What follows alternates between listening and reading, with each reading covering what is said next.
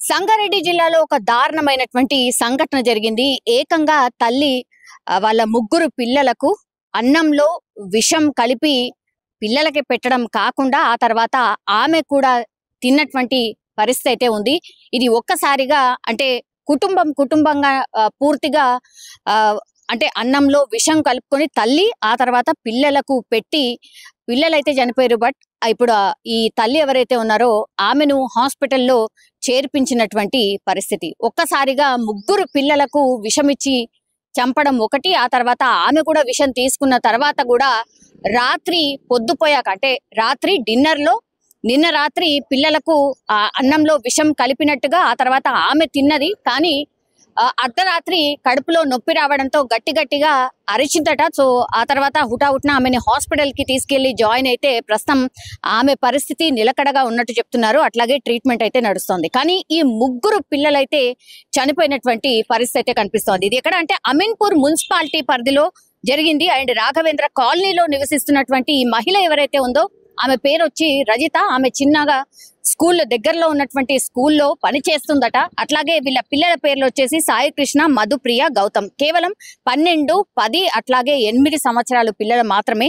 So వీళ్లకు విషం పెట్టింది. ఆ తర్వాత ఈమె కూడా విషం తీసుకుంది. కానీ రాత్రి పూట పొద్దుపోయాక కడుపులో నొప్పి రావడంతో గట్టిగా అరిచింది. ఆ తర్వాత ఆమెను దగ్గరలో ఉన్నటువంటి హాస్పిటల్ కి తరలించింది. ఎవరు అని అంటే వాళ్ళ హస్బెండ్. కానీ ఆ హస్బెండ్ కి మాత్రం తెలీదు విషయం, అంటే ఇట్లా విషం తీసుకున్నట్టుగా అట్లాగే ఇదంతా జరిగినట్టుగా ఆయనకు తెలీదు.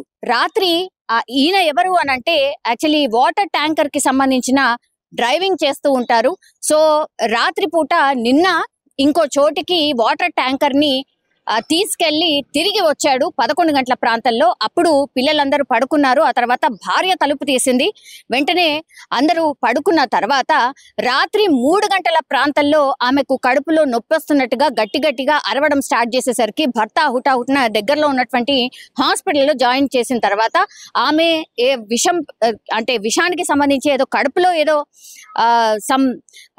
ఏమంటారు ఫుడ్ పాయిజన్ ఇంకేదో అయ్యుండొచ్చు అని భావించి ముందుగానైతే ఆమె కడుపు అంతా క్లీన్ చేయడం జరిగింది. ఇప్పుడు ఆమెకు ట్రీట్మెంట్ అయితే జరుగుతోంది. అప్పుడు కానీ విషయం తెలీదు. వెంటనే మళ్ళీ ఇంటికి వెళ్ళి చూసేసరికి ఎంతసేపటికి పిల్లలు లేవకపోవడంతో అప్పుడు విషయం అర్థమై ఈ పిల్లలందరూ చనిపోయినటువంటి సిచ్యువేషన్. అప్పుడు హుటాహుటిన పోలీసులకు రావడం, ఇన్ఫర్మేషన్ పూర్తిగా వాళ్ళ తల్లిదండ్రులకు వీళ్ళ తల్లిదండ్రులకు చెప్పడం అయితే జరిగింది.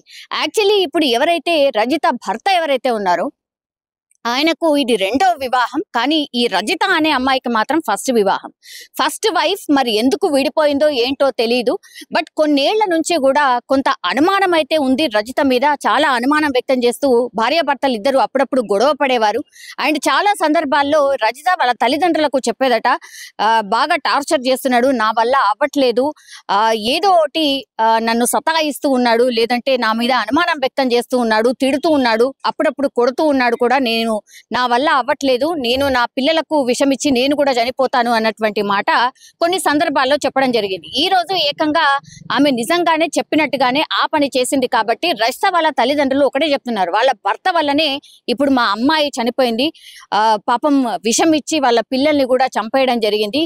కేవలం భర్త ఇట్లా మూర్ఖంగా ప్రవర్తించడం, అట్లా దాని తర్వాత తిట్టడం, కొట్టడం ఇవన్నీ చేశాడు. మా అమ్మాయి మీద చాలా అనుమానం వ్యక్తం చేశాడు. మేము చాలా తప్పు పని చేశాం.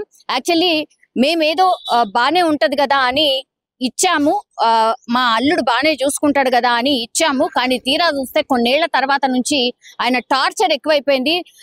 చాలా టైమ్స్ మా దగ్గరకు వచ్చి మా అమ్మాయి ఏడ్చింది, ఇట్లా చాలా టైమ్స్ అనింది. ఏకంగా అదే మాటను ఇప్పుడు నిజం చేసింది. సో మేమే ఒక రకంగా తప్పు చేశామని కన్నీరు మున్నీరుగా విలపిస్తున్నటువంటి పరిస్థితి. కొంచెం ఏజ్ పర్సన్స్ లాగా కనిపిస్తూ ఉన్నారు. ముగ్గురు పిల్లలు ఒకేసారి ఒకే ఇంట్లో చనిపోవడం, అట్లాగే తల్లే ఏకంగా వాళ్ళకి విషం పెట్టి చంపేయడం ఇప్పుడు కలకలం అయితే క్రియేట్ అవుతోంది. ఒకటి, ఇప్పుడు భర్తనైతే అదుపులోకి తీసుకోవడం జరిగింది అండ్ క్వశ్చన్ అయితే చేస్తున్న సిచ్యువేషన్ అయితే కనిపిస్తోంది. అట్లాగే తల్లిదండ్రులు అంటే రజితకు సంబంధించిన తల్లిదండ్రులు, చుట్టుపక్కల వాళ్ళందరి దగ్గర నుంచి కూడా పూర్తిగా ఇన్ఫర్మేషన్ అయితే తీసుకుంటున్నారు. పోలీసులు అన్ని కోణాల్లో దర్యాప్తు చేస్తున్నారు. ఇప్పుడు రజిత ఎవరైతే ఉన్నారో ఆమె హాస్పిటల్లో ట్రీట్మెంట్ పొందుతోంది. సో ఆమె కొంత కోలుకున్న తర్వాత ఆమె దగ్గర నుంచి కూడా స్టేట్మెంట్ తీసుకుంటారు. అసలు ఏం జరిగింది, ఇట్లా ఎందుకు చేసింది అనే దాని గురించి కూడా పూర్తిగా ఇన్ఫర్మేషన్ తీసుకునే ప్రయత్నం అయితే పోలీసులు చేస్తున్న సిచ్యువేషన్ అయితే కనిపిస్తోంది.